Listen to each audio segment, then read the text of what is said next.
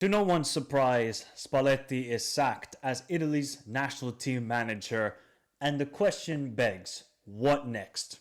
Who can save this sinking ship that is the Azzurri right now? And is there any way this national team can get back to the pedestal of competing for the World Cup? Because right now, the Italian national team is moving like Ferrari. Ferrari used to be the team in F1. Everybody wanted to drive for Ferrari. Everybody wanted to wear the red. Nowadays, it's a clown show. Look how they do pit stops. Look at their strategy. It's the same thing for the Italian national team. Once the top team in Europe, one of the top teams around the world, ever since World Cup 2006. Yes, they won the Euros in 2021. That's just been a disguise of all the problems that have come about with Italian football. And here's actually an interesting article. I remember I read this a while ago from Philipp Lahm, who talked about Italian football. Obviously, you know Philipp Lahm, one of the greatest fullbacks of all time. He wrote an article for The Guardian. I just want to read some stuff from Philipp Lahm here. The downturn has various reasons. For example, many Italian clubs are no longer in the hands of patrons from their home country, but in those of investors from the US. In England, capital from abroad is accepted, but in Italy, identity and meaning have apparently been lost as a result of this sellout.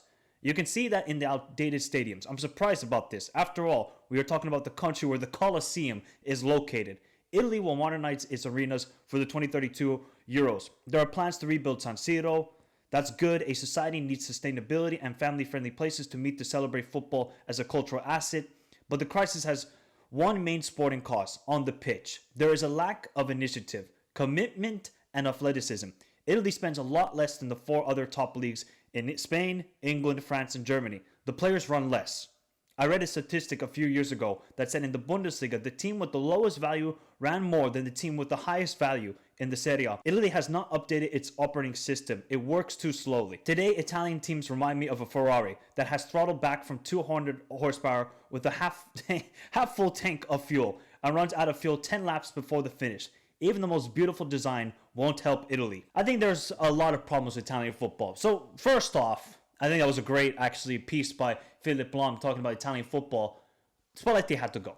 There is no doubt about it. The dude was he was confused himself. What he did at the Euros was just so bizarre. The 4-3-3 to a 4-2-3-1. We were seeing Cristante, Di Lorenzo continuously play, even though they were absolutely horrific during the entire tournament. And it's just spiraled out of control. Then he went to the back five formation in the Nations League, and it was working well. But clearly it was Spalletti who accepted, I can't do anymore.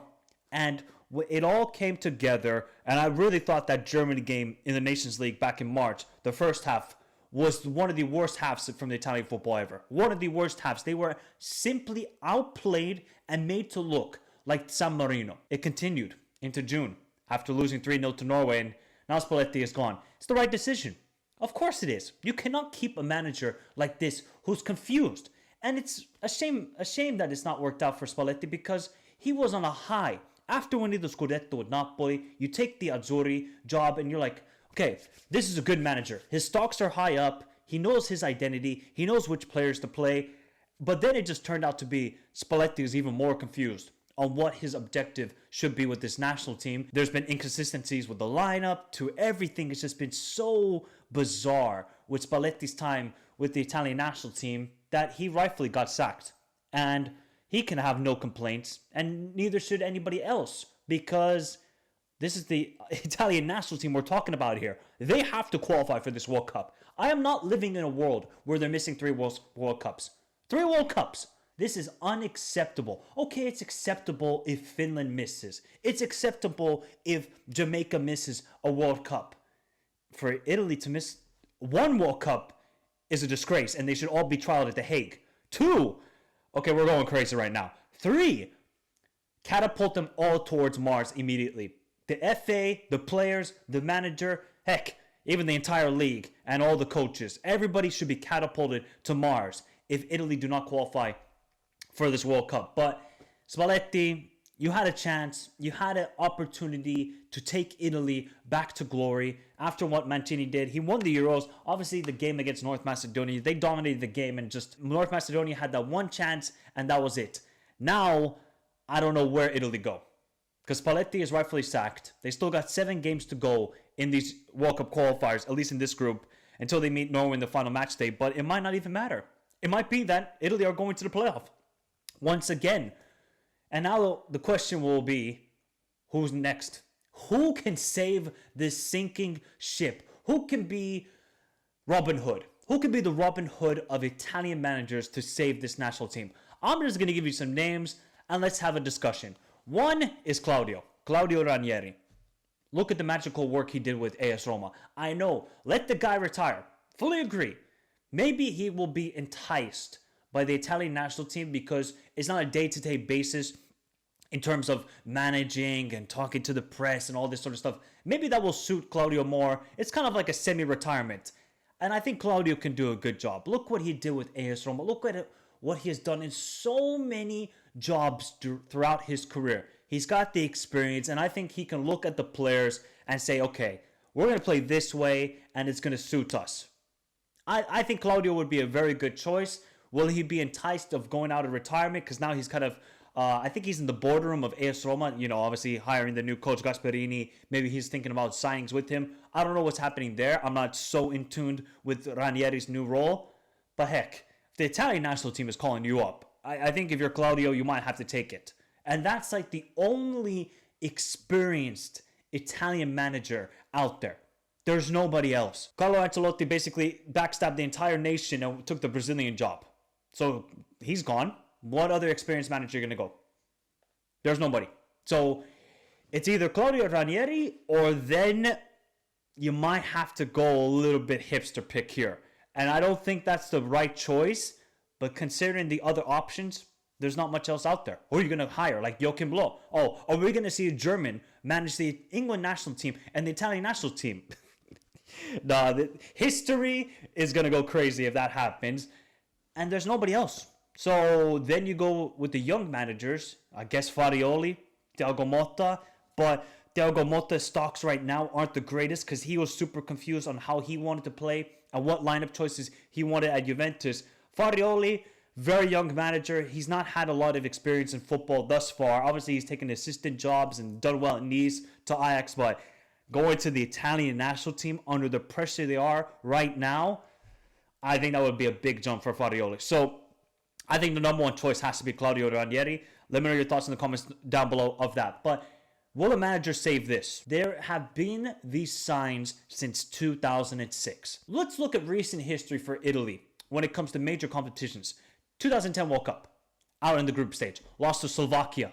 Euro 2012, Balotelli. That's when the magical Balotelli showed up, and that was the only Balotelli we saw. 2014 World Cup, they lost to Uruguay after Suarez bit Chiellini. They go out of the group stage. 2016 Euros, they obviously lost to Germany in the quarterfinal. I thought Antonio Conte, with that Italian team, I mean, come on, man. We saw some dude called Zaza on the field for Italy. Zaza, or whatever his name was. I think Conte did a remarkable job there. 2018 World Cup, they missed it because they lost to Sweden. Euro 2021, they obviously won it because Mancini, I thought, did a really good job. World Cup 2022, they miss it. And the latest Euros was again a diabolical performance against Switzerland. So recent history is not there for Italy. And the signs are, I think athletically, like Philip Lahm talked about, they are nowhere near peak level of athleticism compared to other teams. Look at France. Look at Spain. Spain have great athleticism mixed in with the technical quality. It's always good to just be like a very good tactical side and be difficult to break down.